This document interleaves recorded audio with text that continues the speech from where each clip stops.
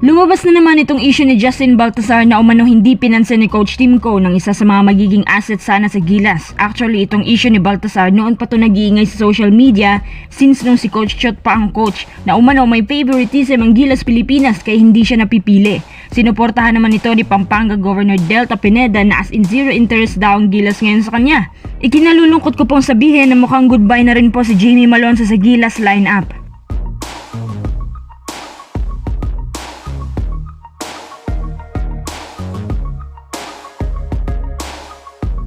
Bago tayo magpatuloy, kung nais nyo suportahan ang aking channel, just click subscribe and share.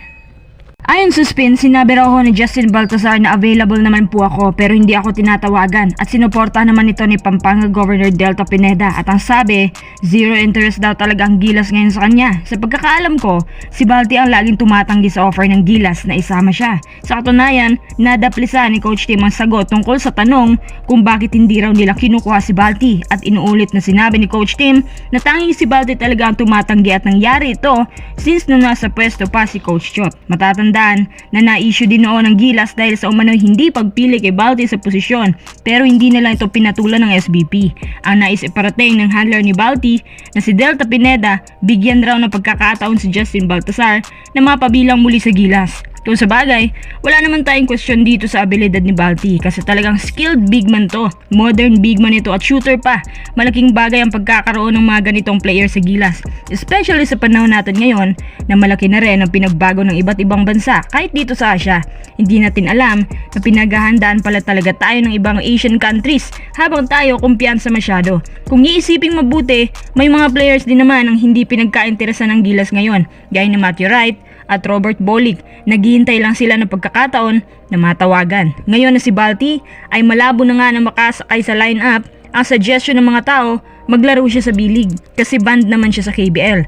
Para sa mga fans ni Balti, huwag naman kayong ma-offend pero itong Gilas, good exposure to sa kanya. Nasasayang ang talent niya na nasa MPBL lang siya ngayon. Wala naman tayong against dyan sa MPBL. Pero ang skills niya, bagay sa international leagues na gaya ng B-League. Mas maganda kung mag-i-explore pa ngayon si Balti ng mas magandang career sa labas. Pero decision naman niya yan. Tsaka hindi pa nga po sigurado kung talagang magpapadrop siya sa PBA. Mukhang sa MPBL lang muna siya mananatili. Tungkol naman sa Gilas issue niya, tikom na ngayon ang bibig ni Coach Tim at mas nag-focus na sa pagbuo ng Gilas lineup. Gustuhin man natin o hindi, mukhang hindi na talaga mapapabilang si Balti sa Gilas hanggat hindi si Coach Tab Baldwin ang Gilas coach natin. Sa issue ito, wala na tayong magagawa. Hati-hati naman ang reaksyon ng mga tao tungkol dito. So ano pong masasabi nyo sa isyong to na si Justin Baltazar na umano'y hindi pinapansin ng Gilas? Tara, next update naman tayo. Mukhang magpapaalam na muna si Jamie Malonzo sa Gilas kasi iniinda pa po niya ang kanyang injury na natamo sa World Cup. Kaya kung napapansin nyo, since nung masama ang kanyang bagsak, hindi na siya nabibigyan ng mahabang playing time at kailangan din ng medyo mahaba-habang panahon para sa pagaling niya. Kinausap mismo ni Coach Tim si Malonzo at sa tono nito mukhang mamamaalam na nga. Sayang si Malonzo, high flyer pa naman, athletic at scorer pa. Hindi rin pwedeng pilitin si Jamie sa kanyang kondisyon dahil mukhang namamagara ang kanyang likod. Kahit pagagaling siya, hindi naaabot sa oras. Ang pinakamahirap pa nito ay kapag mas marami pang umatras sa Gilas at kukulangin na naman tayo sa tao nito. Ayon kay Coach Tim, nais niya ang mga best available players para sa kanyang core.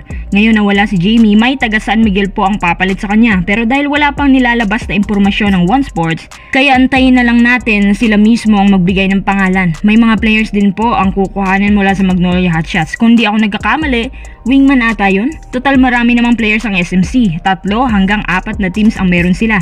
Inasa na magkakaroon po ng pagbabago sa lineup depende sa sitwasyon. Si Jamie Malonzo sample pa lang yan. Again, hintayin natin ang finale ng Asian roster. Ngayon pa lang sasabihin ko na sa inyo na may mga hahabol pa po sa Gilas at may matatanggal. May mga gusto pong sumama sa lineup ngayon at kapag dumating na sila, magkakaroon po ng arrangement sa first at second unit. By next week, malalaman na natin lahat ng yan.